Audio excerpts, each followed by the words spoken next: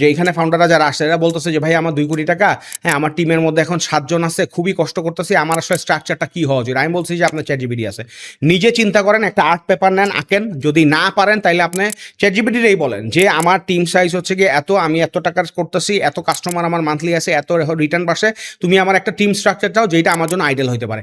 ও digital marketing team সহ, আপনার operation team সহ সব কিছু স্ট্রাকচার দিয়ে দিবে। হ্যাঁ অনেক সময় হ্যালুসিনেশন করে, অনেক চাপাবাজি করে চ্যাটজিপিটি, আপনি অ্যাজ আ ফাউন্ডার ওইটা দেখলে বুঝবেন যে না এটা তো আমার জন্য রাইটার।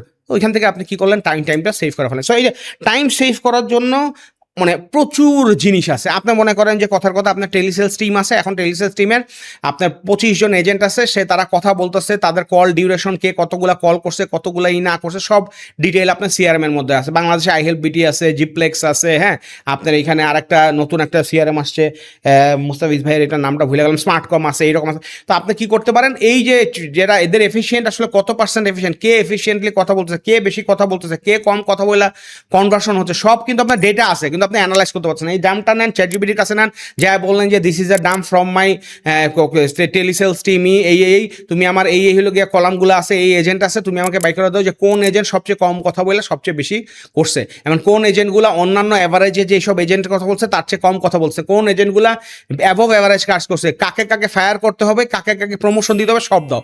আপনি জাস্ট প্রম্পটটা লিখতে দিতেই বাকি সব ও অ্যানালাইসিস করে আপনি দিয়ে দিচ্ছেন, ম্যাজিক।